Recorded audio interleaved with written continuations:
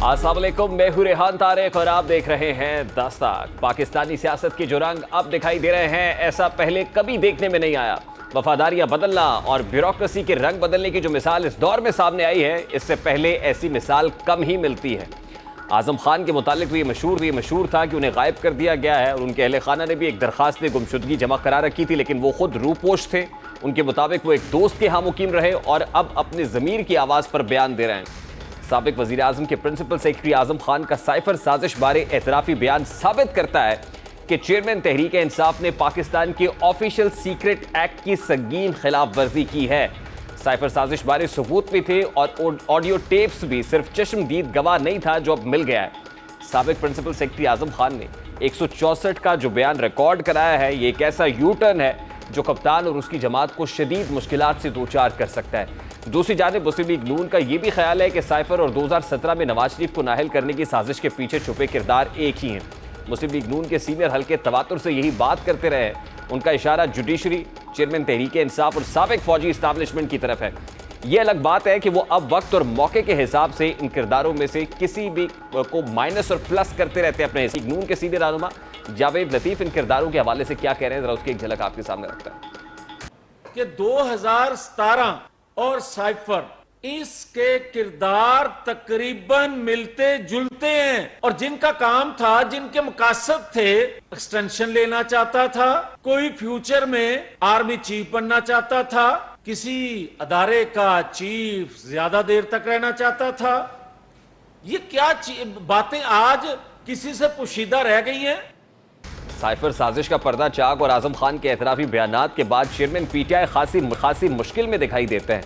उनको किन मुश्किलात का सामना करना पड़ सकता है, और इसकी एक झलक हमें वजीर दाखिला की कल की प्रेस कॉन्फ्रेंस और उसके बाद आज की ट्वीट से मिलती है, जिसमें उनका कहना है कि चेयरमैन पाकिस्तान तहरीक इंसाफ के खिलाफ ऑफिशियल सीक्रेट एक्ट के तहत मुकदमा चलाने पर गौर किया जा रहा है। राना सनाउल्लाह ने कहा कि FIA तहकीकात में ताउन ना किया तो चेयरमैन PTI को इंक्वायरी के मरहले पर ही गिरफ्तार किया जा सकता है। आज वफाकी वजीर कानून आजम नज़ीर तारड़ ने भी अपनी प्रेस कॉन्फ्रेंस में साइफर के हवाले से चेयरमैन PTI के किरदार को तनकीद का निशाना बनाते हुए बताया कि मामला FIA के सुपुर्द कर दिया गया है। आजम खान के बयान और चेयरमैन PTI के बयान को सामने रखते हुए FIA फैसला करेगी कि इंक्वायरी को क्रिमिनल प्रोसीडिंग्स में मुंतकिल करना है या नहीं।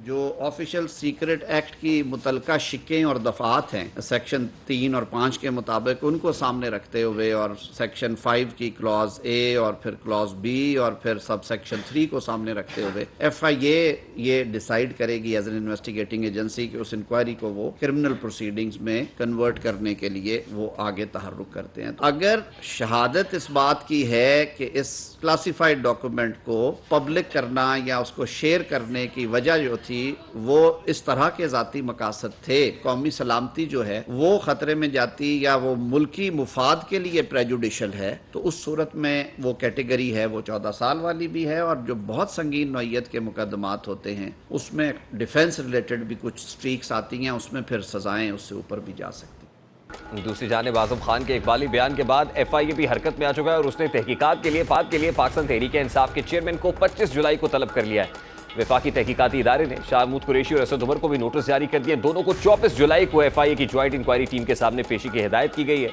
FIA की जानिब से अपने नोटिस में इस बात की तंबीह की गई है कि इस बार चेयरमैन तहरीक इंसाफ पेश ना हुए तो उनके खिलाफ यकतरफा कार्रवाई भी की जा सकती है। FIA की जानिब से नोटिस मिलने के बाद तहरीक इंसाफ के साबिक जनरल सेक्रेटरी असद उमर ने साइफर के मामले पर FIA में पेश होने का ऐलान कर दिया है। दूसरी जानिब चेयरमैन तहरीक इंसाफ भी गुज़श्ता रोज़ साइफर के हवाले से खिताब करने का ऐलान कर चुके हैं, जिसमें उनका कहना था कि वो साइफर मामला दब चुका था, लेकिन हुकूमत ने इस मुतालिक हकीकत बताने का एक और जवाब फराहम कर दिया। चूँकि वो अब हुकूमत में नहीं है, इसलिए वो इस साजिश से मुतालिक खुल कर बताएंगे। उनके इस बयान पर उनके करीब रहने वाले फैसल वाडा चेयरमैन तहरीक इंसाफ की ऐसी गलती बता रहे हैं कि जिससे उनकी बची कुची सियासत भी दफन हो जाएगी। वो कहते हैं कि अगर इस पर मजीद बात करेंगे तो इसका नुकसान खुद चेयरमैन PTI को। जो जावेद लतीफ़ साहब ने आज सुबह की प्रेस कॉन्फ्रेंस के अंदर कहा कि 2017 वाले किरदार ही साइफर के किरदार भी हैं, यानी वो किरदार जो 2017 में इन्वॉल्व थे वो इस साइफर वाले मामले के अंदर है, तो इसका मतलब ये है कि इसमें कुछ और कैरेक्टर्स भी हैं। इसमें सिर्फ चेयरमैन PTI असद उमर या शाह महमूद कुरैशी तक तो बात नहीं रहती, फिर और जो किरदार हैं वो भी सामने आने चाहिए। अब जो तलाश गुमशुदगी के हवाले से FIR दी गई थी, मिसिंग थे आजम खान साहब, वो FIR भी वापस ले ली गई है। उसके बाद बताया जा रहा है रिपोर्टेडली वो वापस चले गए हैं। उसके बाद क्या वो भी क्लीन चिट ले लेंगे इस 164 के एतराफ़ी या इकबाली बयान के बाद? और फिर वो लोग जिनका हवाला दिया जा रहा है, और फिर एक خاص کر ایک میٹنگ کے بارے میں بتایا جاتا ہے کہ جس وقت یہ سائفر سازش یا کہانی انفولڈ ہوئی تو پروڈیوسر صاحب وہ فوٹیج دکھائیے، خاص طور پہ وہ تصاویر جس کے اندر دیکھا جا سکتا ہے کہ اعظم خان کے اعترافی بیان کے اندر تو کہا گیا کہ 8 مارچ کو یہ سائفر پاکستان پہنچتا ہے، 9 مارچ کو سیکرٹری خارجہ اعظم خان تک یہ بات پہنچاتے ہیں اور پھر وہ اعظم خان عمران خان صاحب تک یہ بات لے جاتے ہیں، لیکن 10 مارچ کو جب Imran Khan chairman P T آئی سے یہ پوچھا جاتا ہے تو چیئرمین پی ٹی آئی کہتے ہیں کہ یہ سائفر گم گیا ہے، ان کے پاس موجود نہیں ہے۔ لیکن ایک ملاقات بڑی امپورٹنٹ ہے اور ملاقات 11 مارچ کی ہے، اور 11 مارچ کو یہ ملاقات general Bajwa, chairman P T I, Asad Umar, Shah Mahmood Qureshi, Pervez Khattak اور پھر فواد چودھری اس تقریب میں تو موجود تھے لیکن اس ملاقات کا حصہ نہیں تھے۔ چائنا کی طرف سے JF-17 تھنڈر دیے گئے تھے اور ان جہازوں کا معائنہ بھی ہوا تھا۔ اس ملاقات کے موقع پر جنرل باجوہ بھی تھے اور جنرل باجوہ سے کچھ وقت لے کر چیئرمین پی ٹی آئی علیحدگی میں ملے تھے، اور اس ملاقات میں فواد چودھری کو تو نہیں لے کر گئے تھے، ان کو کہا تھا کہ آپ ذرا انتظار کریں، لیکن اس ملاقات کے اندر پرویز خٹک بھی تھے، شاہ محمود قریشی بھی تھے، اسد عمر بھی تھے، اور رپورٹڈلی یہاں پر cipher chairman P T I کو دکھایا گیا تھا۔ اور جب یہاں چیئرمین پی ٹی آئی نے سائفر دیکھا، اور کچھ تو مبینہ طور پر یہ بھی کہتے ہیں کہ یہ پہلا موقع ہے کہ جب چیئرمین پی ٹی آئی نے سائفر دیکھا تھا اور اس سائفر پر کھیلنے کا پلان بنا لیا تھا، اور پھر جب ان کو یہ بتایا گیا تھا کہ اصل میں تو یہ ان کی حکومت کے خلاف سازش کہاں سے ہو رہی ہے، اس کے تانے بانے کہاں سے ملتے ہیں، الٹیمیٹلی نہ آؤ دیکھا نہ تاؤ دیکھا، بلکہ پبلکلی جا کے اسی صفحے کو جو صفحہ ان تک پہنچا تھا اس کو عوام کے سامنے لہرا دیا گیا، اور پھر آہستہ آہستہ اس پہ بہت سارے ٹوسٹ آتے رہے۔ جب پتہ چلا کہ یہ نہیں تھا، پھر یہ بیانیہ واپس لے لیا گیا اور کہا کہ نہیں امریکہ کے ساتھ ہمارا معاملہ سیٹل ہو گیا ہے۔ پھر یہ معاملہ لوکل اسٹیبلشمنٹ کے اوپر آ گیا اور پھر اس نہج پر پہنچا کہ 9 مئی کا انسیڈنٹ بھی ہو جاتا ہے، اور 9 مئی کا انسیڈنٹ بھی یقیناً جیسے جاوید لطیف صاحب نے کہا کہ جو کردار اس وقت 2017 میں چیئرمین پی ٹی آئی کو سپورٹ کر رہے تھے تو بہت سارے ایسے سہولت کار تھے جو اب بھی چیئرمین پی ٹی آئی کو اس پر وہ بھرتے گئے، اس غبارے میں ہوا بھرتے گئے، اور الٹیمیٹلی وہ 9 مئی کا انسیڈنٹ ہو گیا۔ یہ دونوں معاملات، وہ سائفر کا معاملہ ہو یا سانحہ 9 مئی ہو، دونوں ریاست مخالف اقدامات ہیں، اور ریاست مخالف اقدامات کو جواز بنا کر ہی اب حکومت یہ کہتی ہے کہ ایسے جو ریاست مخالف لوگ ہیں ان کو بیلٹ پیپر کے اوپر بھی نہیں ہونا چاہیے، یعنی الیکٹورل پروسیس کا حصہ بھی نہیں ہونا چاہیے، اور دکھائی یہ دیتا ہے کہ بڑی تیزی سے معاملہ اسی طرف جا رہا ہے۔ وہ توشہ خانہ کا کیس ہو، وہ سائفر تحقیقات کا کیس ہو، وہ القادہ ٹرسٹ کیس ہو، وہ 9 مئی کا معاملہ ہو، ان سارے معاملات کے اندر کارنرڈ ہوتے ہوئے الٹیمیٹلی ایک پولیٹیکل پارٹی اور چیئرمین پی ٹی آئی انڈر پریشر دکھائی دیتے ہیں۔ لیکن ایک سوال حکومت سے بھی ہے، وہ یہ ہے کہ اب تک بہت سارے کیسز ایسے آئے، چیئرمین پی ٹی آئی منور کرتے رہے، نکلتے رہے، کہیں نہ کہیں پتلی گلی سے نکلنے کا موقع مل جاتا ہے، یا گرفت ایک بار مضبوط کرنے کی کوشش کی گئی لیکن وہ ہاتھ اتنا مضبوط نہیں تھا کہ پھر نکل گئے، یا کہیں سے پھر کہا جاتا ہے کہ عدالت نے کیونکہ ان کو ایک ریلیف دے دیا، عدالت میں سہولت کاری موجود ہے۔ تو اس کا مطلب یہ کہ ابھی حکومت اگر یہی سوچتی رہے گی کہ ستمبر تک کچھ نہیں ہو سکتا، تب تک پہ چیئرمین پی ٹی آئی پہ کوئی مضبوط ہاتھ نہیں ڈالا جا سکتا، گرفت مضبوط نہیں ہو سکتی، تو اس کیس کا پھر کیا مقدر ہوگا؟ یہ جو سائفر کہانی ہے، کیا یہ صرف کہانی رہے گی، کوئی نیریٹو کے لیے ہی رہے گا، یہ بیانیے کی جنگ رہے گی، یا الٹیمیٹلی کنوکشن بھی ہوگی، کوئی کرمنل پروسیڈنگز کا آغاز بھی ہوگا اور گرفتاریاں بھی عمل میں لائی جائیں گی؟ اب ایک رائے اس حکومت کی یہ ہے کہ اس کے لیے ستمبر تک کا انتظار کرنا چاہیے، اور اگر ستمبر تک کا انتظار کیا جاتا ہے تو ظاہر ہے یہ حکومت تو اگلے چند روز کی مہمان ہے، پھر یہ حکومت تو نہیں ہوگی، پھر تو کیئر ٹیکر سیٹ اپ ہوگا، پھر جوڈیشری کے اندر بھی کچھ تبدیلیاں آ چکی ہوں گی، اور پھر یہ حکومت یہ سمجھتی ہے کہ اس وقت خاص موقع ہوگا کہ جب جو باہر بیٹھے ہوئے ہیں وہ بھی پاکستان کی طرف سفر کریں، کیونکہ ان کو بھی کم از کم وہ کنونسڈ ہوں گے کہ وہ سلوک نہیں ہوگا کہ جو اس وقت ایک سوچی سمجھی سازش کے تحت کیا گیا تھا، اور اس وقت جو ضمانت در ضمانت چیئرمین پی ٹی آئی کو مل جاتی ہے، یہ ضمانت ملنے کے چانسز یا ریلیف لینے کے چانسز بھی بہت ہی کم ہو جائیں گے۔ اب دیکھنا یہ ہے کہ اب جو بہت متحرک دکھائی دے رہے ہیں کیسز میں، جو بہت تیزی آ گئی ہے، خاص طور پہ آج توشہ خانہ کیس کے اندر بھی جو الیکشن کمیشن کے گواہان ہیں انہوں نے بھی اپنے بیانات قلم بند کرا دیے ہیں، اور اب اس پہ چیئرمین پی ٹی آئی کے وکیل ان کو جرا کرنی ہے ان الیکشن کمیشن کی گواہان کے بیانات کے بعد، تو اس کا مطلب یہ ہے کہ معاملہ یہ بھی فائنل راؤنڈ میں داخل ہو گیا ہے، کروشل فیز میں داخل ہو گیا ہے۔ آنے والے دنوں میں کیا واقعی گرفتاری ہوتی ہے، ڈسکوالیفیکیشن ہوتی ہے، بیلٹ پیپر پر نہیں ہوتے، الیکٹورل پروسیس سے آؤٹ ہو جاتے ہیں، یہ ساری چیزیں اس پر کویسچن مارک موجود ہے۔ اب موجودہ حکومت کی مدت پوری ہونے میں چند ہفتے باقی رہ گئے ہیں، جس کے بعد باقاعدہ جوڑ توڑ کا عمل شروع ہوگا. لیکن اس سے پہلے ہی یہ جو پروسیس ہے کیئر ٹیکر سیٹ اپ کی حوالے سے یہ پروسیس بھی شروع ہو گیا ہے. چھوٹی بڑی جماعتوں کو آن بورڈ لینے کا فیصلہ کیا گیا ہے کہ ان سے مشاورت ہوگی, کنسلٹیشن ہوگی, اور کنسلٹیشن کے بعد نام سامنے آئیں گے. ظاہر ہے جو پریکٹیکل طریقہ کار ہے وہ تو یہی ہے کہ لیڈر آف دا ہاؤس اور لیڈر آف دا اپوزیشن مل کے یہ فیصلہ کرتے ہیں. لیکن ابھی تک لیڈر آف دا اپوزیشن بھی کہیں دکھائی نہیں دے رہے, بلکہ جو حکومتی اتحاد میں لوگ شامل ہیں ابھی صرف ان کی مشاورت ہو رہی ہے, اور اس کے بعد یہ جو رسمی کارروائی ہے یہ پوری ہوگی اور کوئی نہ کوئی نام انفولڈ ہو جائے گا. لیکن حکومت یہ کہہ رہی ہے کہ اب چند ہی روز باقی رہ گئے اور چند ہی روز میں کوئی بھی نام جو ہے وہ سامنے آ جائے گا اور ڈیو پروسیس جو ہے اس کو کمپلیٹ کر کے آئے گا. لیکن کچھ جماعتیں ایسی ہیں جو ابھی بھی حکومت سے بہت شکوے شکایتیں کر رہی ہیں. ان میں سے ایک جماعت MKM پاکستان ہے. MKM پاکستان کی گزشتہ روز بھی وزیر اعظم پاکستان سے ملاقات ہوئی ہے. یہ خاص طور پہ ایسے وقت میں یہ بحث زور پکڑ گئی ہے جب چند روز قبل وزیر اعظم شہباز شریف نے تواتر سے کہا ہے کہ وہ مدت پوری ہونے سے پہلے چلے جائیں گے اور نگراں حکومت آئے گی. اور وزیر اعظم کے ایک کے بعد ایک بیانات نے حکومت میں شامل ان جماعتوں میں ہلچل پیدا کی ہوئی ہے اور انہیں اپنا مستقبل غیر یقینی نظر آ رہا ہے. جس کے بعد ان جماعتوں نے بھی بیانات, انٹرویوز کے ذریعے دھیمے انداز میں گلے شکوے کر دیے ہیں, جس کی ابتدا جمعیت علماء اسلام کی طرف سے کی گئی اور دیکھا دیکھی ANP بلوچستان عوامی پارٹی اور پھر MKM نے بھی مردم شماری اور حلقہ بندیوں کا مدعا اٹھا کر اپنے خدشات بیان کیے ہیں. تو یہ سب کنفرم کریں. اگر فاروق ستار صاحب نے بھی جوائن کر لیا ہے تو فاروق ستار صاحب کی طرف جائیں گے. بتائیے کتنی دیر ہے ڈاکٹر فاروق ستار ہمیں جوائن کر لیں گے؟ ڈاکٹر فاروق ستار MKM پاکستان کے رہنما کچھ ہی دیر میں ہمارے ساتھ موجود ہوں گے. یہ گلے شک اپنی حکومت کے حوالے سے کیے اور یہ کہہ رہے ہیں کہ اگلی حکومت میں اپنا مناسب حصہ حاصل کرنے کے لیے, سیٹ ایڈجسٹمنٹ کے لیے یہ سب معاملات ہوں. وزیر اعظم شہباز شریف حکومتوں میں شامل تمام جماعتوں کو ساتھ لے کر چلنے کے خواہاں ہیں, اسی لیے انہوں نے پہلے PDM صدر اور گزشتہ شب MKM کے وفد سے ملاقات کی اور ان کے تمام مسائل حل کرنے کے ساتھ نگراں سیٹ اپ کی مشاورت میں شامل کرنے کی یقین دہانی کرائی اور فوری 3 رکنی کمیٹی تشکیل دے دی گئی ہے. اس کمیٹی نے پہلے MKM اور بعد میں مولانا فضل الرحمان کی رہائش گاہ پر بیٹھک لگائی. ان ملاقاتوں میں نگراں سیٹ اپ کے لیے باضابطہ مشاورت کی گئی.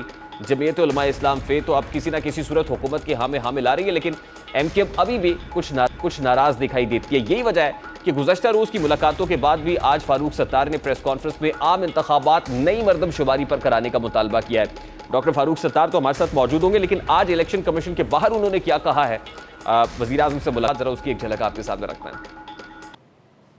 سندھ کے شہروں میں رہنے والے ووٹرز اور بالخصوص کراچی کے ووٹرز کے ساتھ ووٹرز فہرستوں میں بڑے پیمانے پر بے ضابطگی اور دھاندلی کی گئی ہے. نسل پرستانہ قبل از انتخاب دھاندلی قرار دیا جا سکتا ہے. ریشیل پری پول ریگنگ یا ریشیل جیری مینڈرنگ. واضح طور پر صوبائی الیکشن کمیشن اور صوبائی الیکشن کمشنر وہاں کی 15 سالوں سے بلا شرکت غیر حکمراں جماعت پاکستان پیپلز پارٹی کو سپورٹ کرنے کے لیے یہ عمل کر رہا ہے.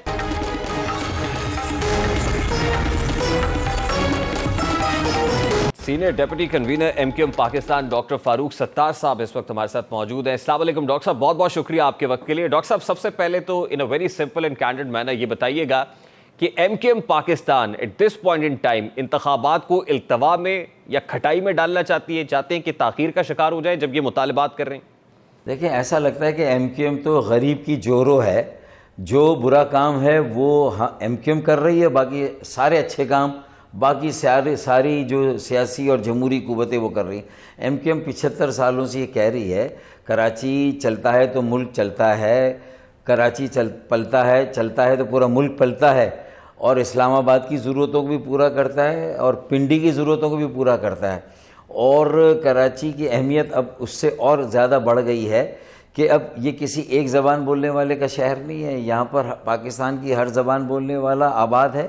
پاکستان کے ہر علاقے کا پاکستانی وہاں پر رچا بسا ہوا ہے, تو اس کو اون کرنے کی ضرورت ہے بھائی. اور یہ مردم شماری اگر ہمارے مطالبے پر ہوئی تھی کہ 2017 میں مردم شماری صحیح نہیں ہوتی, شاہد خاقان عباسی نے فلور آف دی ہاؤس پہ کہا تھا کہ ہم آڈٹ کرائیں گے 5%. پھر جب MKM اور PTI کے علاقہ وہ حکومت بنی عمران خان صاحب کی, تو انہوں نے کہا کہ نہیں ہم جلدی کرائیں گے، اور اس کے نتیجے میں یہ جلدی منصوبہ بنا، اور پھر پی ایم ایل این نے بھی اس کا پاس کیا اور یہ مردم شماری کرانے کا فیصلہ کیا۔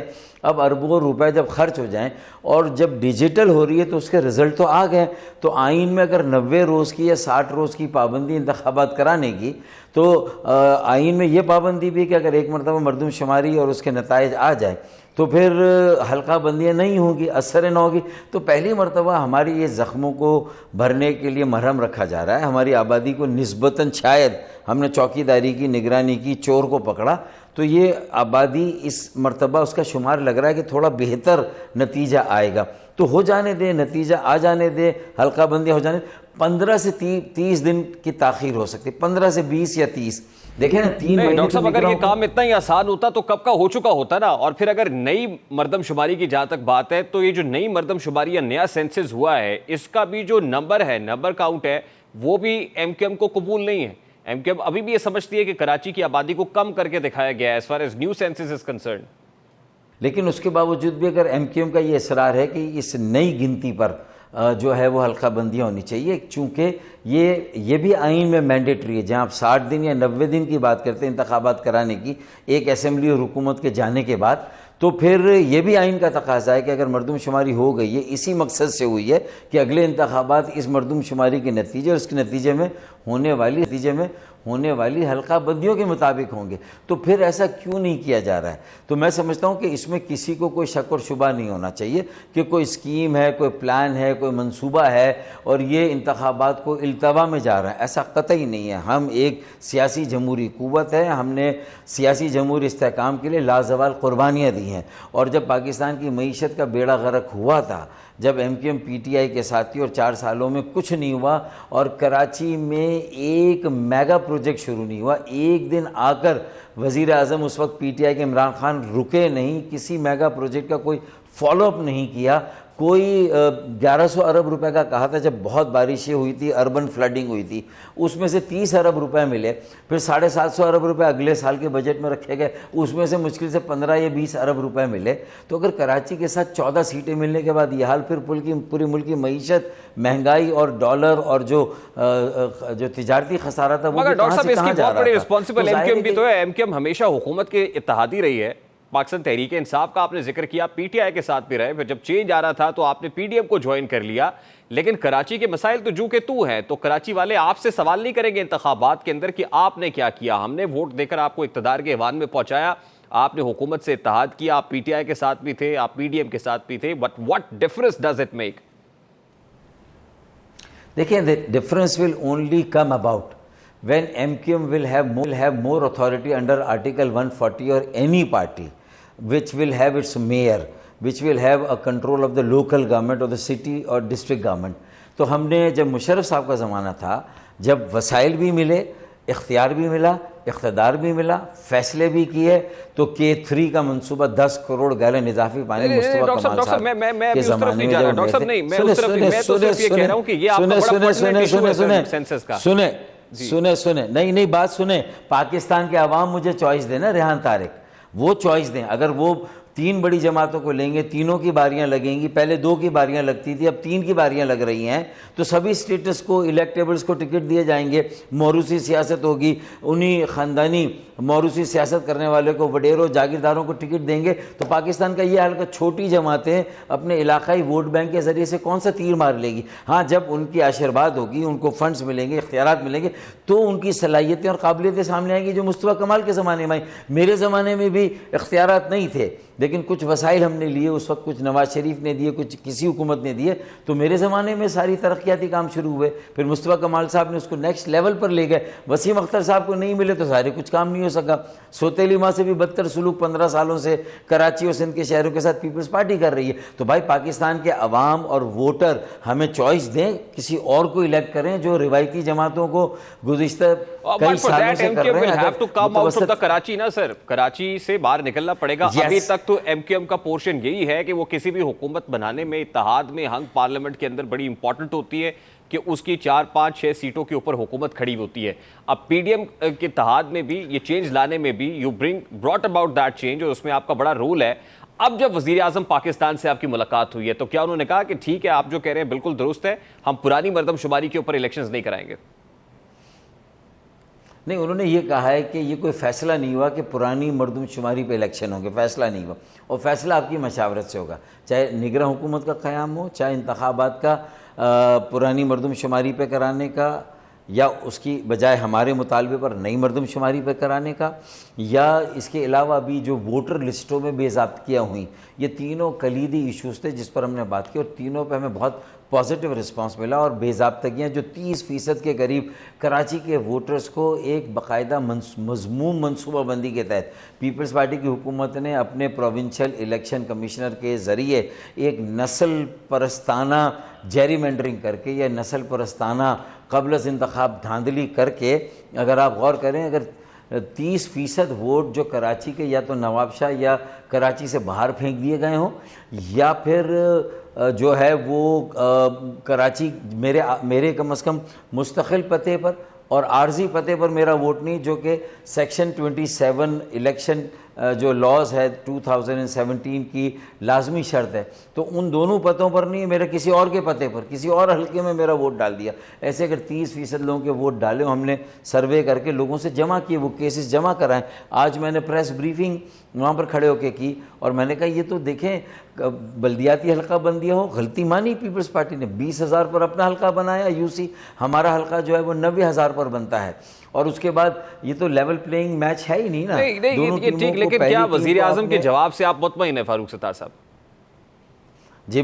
جی ہم بالکل مطمئن ہیں. وزیر اعظم صاحب نے کہا کہ آپ ہمارے اہم اتحادی ہیں, سارے فیصلے ہم باہم صلاح مشورے سے کریں گے, اور اس میں آپ کو تنہا نہیں چھوڑیں گے. آپ نے کڑے وقت میں ہمارا ساتھ دیا ہے, اور اس وقت جو حکومت کی مجموعی کارکردگی جو تسلی بخش نہیں ہے, اس کے باوجود بھی آپ نے حکومت کو نہیں چھوڑا. سیاسی جمہوری استحکام کے لیے, انتخابات وقت پر ہوں, یہ سارے ہدف کو حاصل کرنے کے لیے, تو ہم ایم کیو ایم کی قربانیوں کی قدر کرتے ہیں. نہیں, لیکن یہ جواب بھی لالی پاپ ہی لگ رہا ہے مجھے ڈاکٹر صاحب. ایز پر یہ جو آپ نے کہا ہے اس کے مطابق تو لالی پاپ یہ کہ ٹھیک ہے کیئر ٹیکر سیٹ اپ آئے گا تو اس پہ بھی آپ یہ اس معاملے کو اٹھائیں گے.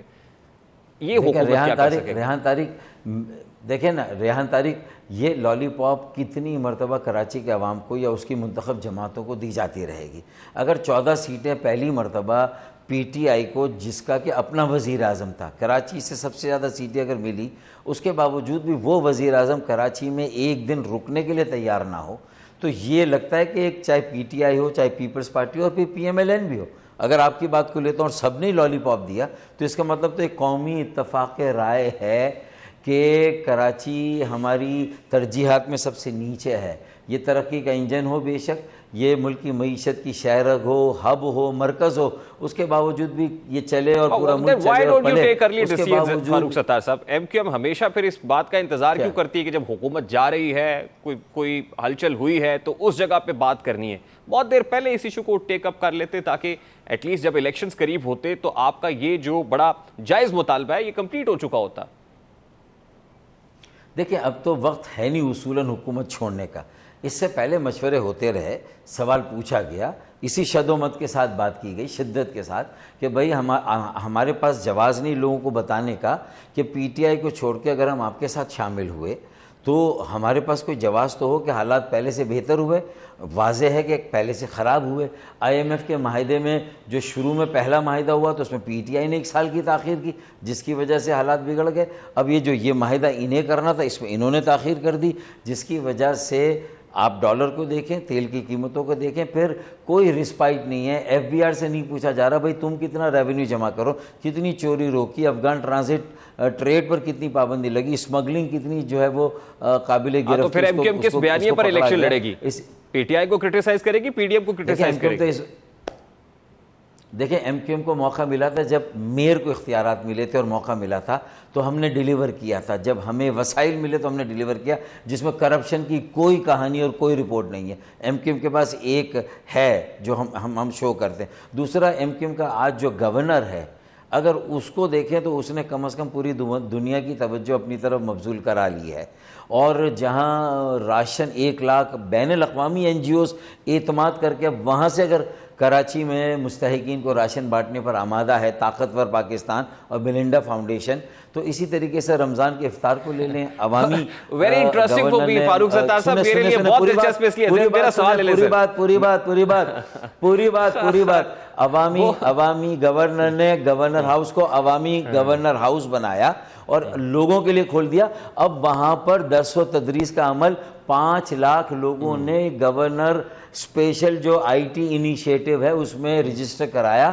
50,000 اس میں سلیکٹ ہوں گے. مارکیاں لگی ہیں, ہزاروں کمپیوٹرز ڈیل کمپنی دیگر کمپنیوں نے دیے ہیں یہ بھروسہ کر کے کہ بھائی کہیں سے امید کی کوئی کرن تو روشن ہوئی. پھر ایم کیو ایم کے سارے بکھرے ہوئے جو دھڑے تھے جو وہ سب ایک جگہ یکجا ہوئے, اس سے ایک کرنٹ آیا, ایک انرجی آئی لوگوں میں, ایک امید کی ایک اور کرن وہاں پر پیدا ہوئی ہے. ہاں ہمیں نیریٹو یہ دینا ہے کہ جو ہماری غلطیاں ہوئی ہیں, جو غلط فیصلے ہوئے دانستہ نادانستہ, ہمیں ایمانداری سے اس کا اعتراف کرنا چاہیے اور اس کی معافی بھی مانگنی چاہیے اپنے ووٹ بینک. مجھے ہنسی اس لیے آئی کہ وہ کامران ٹیسوری جس کو ایم کیو ایم اون نہیں کر رہی تھی, آج اسی کامران ٹیسوری اور گورنر کی جو پرفارمنس رپورٹ یا پروگریس رپورٹ ہے اس کو ایم کیو ایم کی پروگریس رپورٹ بنا کے آپ اپنی کانسٹیٹوئنٹس کو دیں گے. اس لیے کہ وہ ایم کیو ایم کے نامینیٹڈ گورنر ہے, وہ ایم کیو ایم کے نامینیٹڈ گورنر ہے. اور کم از کم اس میں تو مزہ آپ کو بھی آ رہا ہوگا کہ پھڈا تو آپ کا بھی تھا, میں اسی طرف آ رہا ہوں کہ اصل میں تو آپ تو کامران ٹیسوری کے ساتھ کھڑے ہوئے تھے.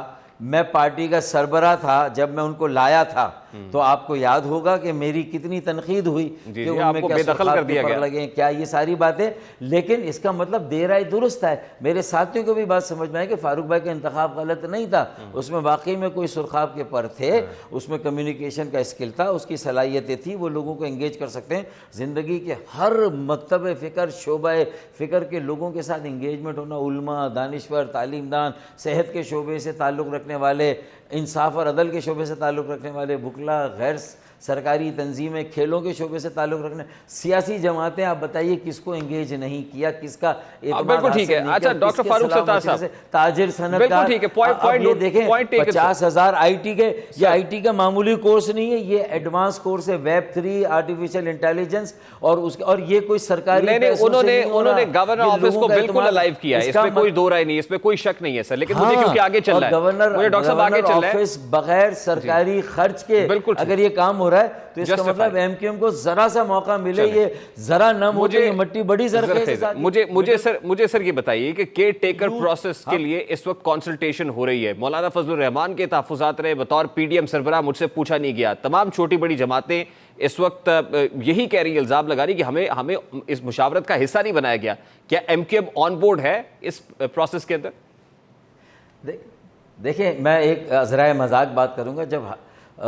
جب اسمبلیاں ختم ہوتی ہیں, حکومت چلی جانے لگتی ہے, تو جس طرح قیامت کے روز وہ افراتفری ہوگی نا حشر کے میدان میں, سب کو اپنی فکر ہوگی, تو سیاسی جماعتیں ذرا زیادہ سیلفش ہو جاتی ہیں, سیلف سینٹرڈ, وہ اپنے حلقوں, اپنی الیکشن کی تیاریوں میں لگی جاتی ہے. تو لیکن ہم نے کل پرائم منسٹر صاحب سے جب بات کی تو انہوں نے کہا نہیں, فضل الرحمان صاحب کو بھی ہم نے اعتماد میں لیا, بورڈ میں لیا, آصف علی زرداری صاحب بھی ہیں, لیکن ان کو بھی میں نے کہا آپ سمجھائیں کہ اب وقت ہے کہ جو خلیج ہے اس کو پاٹ لیں, جو دوریاں اور فاصلے ہیں, شہری دہی سندھ کی تقسیم وہ کر رہے ہیں, سوتیلی ماں سے بدتر سلوک کر کے. جو بلدیاتی حلقہ بندیاں تھیں اس میں جو بے ضابطگیاں, 30% ہمارے ووٹر کراچی سے باہر پھینک دیے گئے, اپنے حلقوں سے باہر پھینک دیے گئے. اسی طریقے سے آرٹیکل 140 کے تحت جو صرف کراچی کے لیے نہیں پورے سندھ کے لیے بلدیاتی اختیارات, سپریم کورٹ نے پورے ملک کے لیے فیصلہ دیا, 140 کے تحت اختیارات اور وسائل ملے, لیکن اب تک جو بلدیاتی جو قانون ہے 2013 اس میں ترمیم نہیں کی. میرے خیال میں اب وقت آ گیا ہے, اگر اب بھی ہوش کے ناخن نہ لیے تو لوگوں کے منہ میں یہ نعرہ ڈال دیا گیا ہے نئے صوبے کا, نئے انتظامی یونٹ کا. ہم بھی مطالبہ کرتے ہیں کہ ملک کی آبادی بہت بڑھ گئی ہے, نئے انتظامی یونٹس اب ملک میں بننے چاہیے. میں نہیں کہہ رہا کہاں بننے چاہیے کہاں نہیں بننے چاہیے, کوئی کمیشن بننا چاہیے. سیاسی جماعتوں کے درمیان جب بہت ساری باتوں میں مکہ ہوتا ہے, قومی ایجنڈا بنتا ہے, چارٹر آف ڈیموکریسی ہوئی تھی, اب چارٹر آف اکانومی کی ہم بھی بات کر رہے ہیں, ہم نے تو 2010 سے بات کی تھی, اور اس چارٹر ڈیموکریسی اکانومی کے ساتھ ساتھ ساری پوزیشن پہ آپ کھڑے رہیں گے. مجھے بتائیں کہ ابھی آپ کی پرنسپل سٹانس یہ ہے کہ پرانی مردم شماری کے اوپر انتخابات نہیں ہونے چاہیے, کیا اس پہ ڈٹے رہیں گے؟ آپ نے لوکل لیول کے اوپر تو بائیکاٹ کر دیا الیکشنز کا, لوکل باڈی الیکشنز کا, یہاں کیا کریں گے پھر آپ؟ دیکھیں وہ تو حلقہ بندیوں میں زبردست بڑے پیمانے کی دھاندلی تھی تو ہمیں کرنا پڑا نا. اور آج جماعت اسلامی کو بھی انہوں نے بھی مزہ چکھ لیا, الیکشن لڑ گئے, مطلب ان کی تو رال ٹپک رہی تھی کہ بھائی اب ایم کیو ایم نہیں حصہ لے رہی تو ان کی سیٹیں بھی ہمیں ملی, ہماری ساری سیٹیں ان کو ملی, تھوڑی پی ٹی آئی کو ملی. ان دونوں کا عددی جو تھی وہ اکثریت تھی پیپلز پارٹی, لیکن وہ نمبر 1 پارٹی بنی کیسے, تگڑ کیسے, وہ 15% کا ووٹ بینک تھا. تو اگر وہ خسارے سے شروع کیا نا جی, 70 سیٹوں کے خسارے سے الیکشن لڑیں گے تو کیا اپنے شہر کی خدمت کریں گے. اور اب اگر زبردستی کھینچ تان کے 5% کا ووٹ لے کے کراچی کا اگر مرتضیٰ وہاب کو زبردستی میئر پیپلز پارٹی نے بنا بھی دیا تو ہماری دعا ہے کہ کاش وہ کراچی کا بیٹا ہے, ہمیں تو کراچی کا بیٹا اور سندھ کا بیٹا سمجھا نہیں, کم از کم اسے اپنے بنائے ہوئے میئر کو سمجھا. میرا سوال یہ ہے کہ آپ مرکز میں انتخاب لڑیں گے پرانی مردم شماری پہ یا نہیں لڑیں گے, پرنسپل پوزیشن کیا ہوگی ایم کیو ایم کی؟ دیکھیں یہ اسپیکولیشن میں کیوں ابھی سے کہوں, مجھے دیکھنے تو دیں, جب میری بات جا رہی تو میں ابھی سے کہہ دوں کہ اگر یہ ہوا تو وہ, میں اسپیکولیشن میں نہیں جاؤں گا. اس وقت تو میرا سارا آپ کا مشورہ کیا ہوگا اپنی جماعت کے لیے؟ ہر چیز آئین کے مطابق ہو, انتخابات کا انعقاد آئین کے مطابق ہو, مردم شماری ہو گئی اس کا اعلان کریں, اور حلقہ بندیاں آئین کے مطابق ہو, اور حلقہ بندیوں سے جو ہے وہ اگلے انتخابات کو اور مردم شماری سے جوڑا. وزیر اعظم سے مل کے آپ کو فیلنگ کیا آئی ڈاکٹر صاحب؟ ڈاکٹر صاحب وزیر اعظم سے مل کے آپ کو فیلنگ کیا آئی؟ اکتوبر نومبر میں انتخابات ہو رہے ہیں یا ڈیلے ہونے جا رہے ہیں؟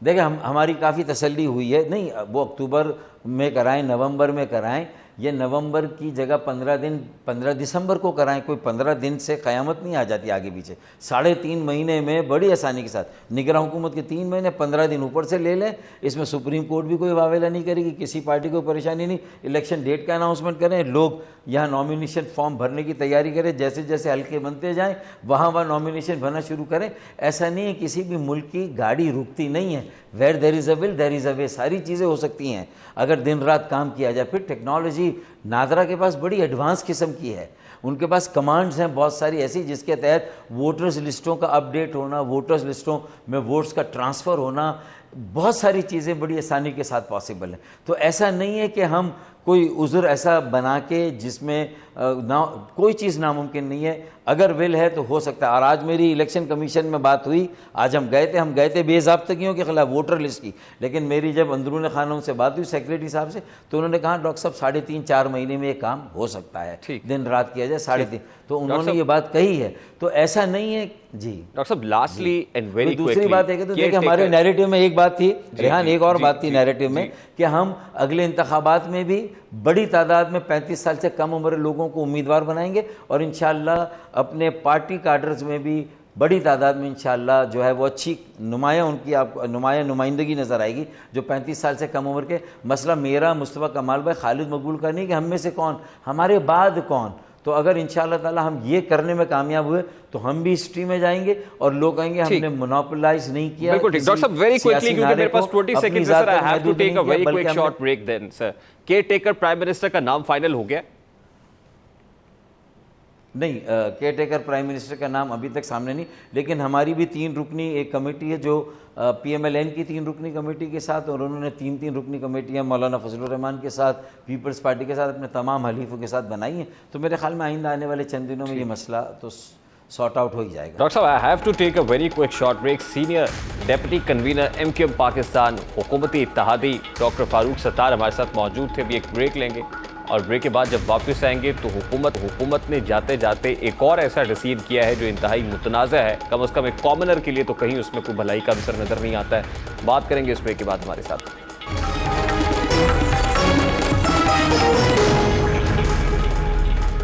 پاکستانی برسا برس سے بجلی کی اصل قیمت کے ساتھ fuel adjustment, sales tax, income tax, excise duty سمیت پتہ نہیں کون کون سے ٹیکسز ادا کر رہے ہیں.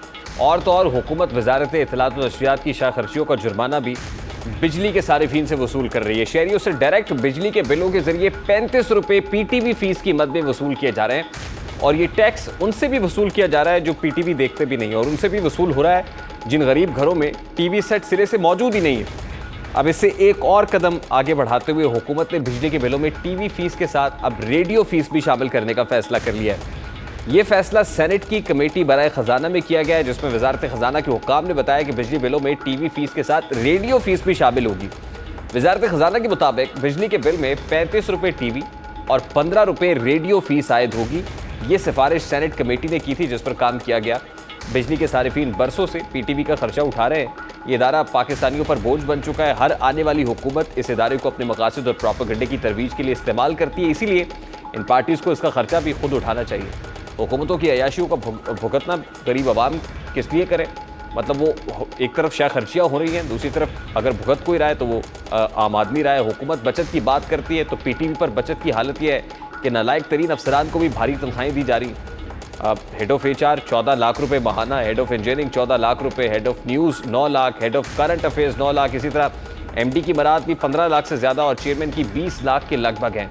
پاکستان کے غریب عوام کے ٹیکس سے حاصل ہونے والے اربوں روپے وہ افسران اڑا رہے ہیں جن کا اگر کوئی کردار ہے تو وہ پی ٹی وی کی تباہی کا ہے, مگر غریب ملازمین کی تنخواہیں اور پینشن تک ان کو نہیں مہیا کی جا رہی. دوسری طرف آج کے دور میں ریڈیو شاید ہی کوئی سنتا ہو, اس میں کوئی دو رائے نہیں ہے کہ ریڈیو ایک بڑی میننگ فل کمیونیکیشن کا ایک بہت مؤثر ذریعہ ہے, لیکن جس طرح سے ہمارے یہاں ریڈیو کو چلایا جا رہا ہے اس کا مطلب لوگ اس میں انٹرسٹ نہیں لے رہے. سرکاری ریڈیو کی بات کی جا رہی ہے جس کی فیس 15 روپے ہر مہینے بجلی کے بل کے ساتھ لگ کے آئے گی. کسی بھی حکومت نے ان اداروں کے نقصانات اور اخراجات کو کم کرنے کی کوشش نہیں کی, بلکہ منچاہی اور ذاتی پسند اور ناپسند کی بنیاد پر اسے چلایا, جس کا نتیجہ یہ ہے کہ پی ٹی وی جیسا ادارہ بھی 250 ارب کے خسارے میں اور اسی طرح ریڈیو پاکستان بھی خسارے کا شکار ہے. مارکیف اس خسارے کو بھی عام پبلک سے اب پورا کیا جائے گا. پروگرام کا وقت اپنے اختتام کو پہنچا ہے.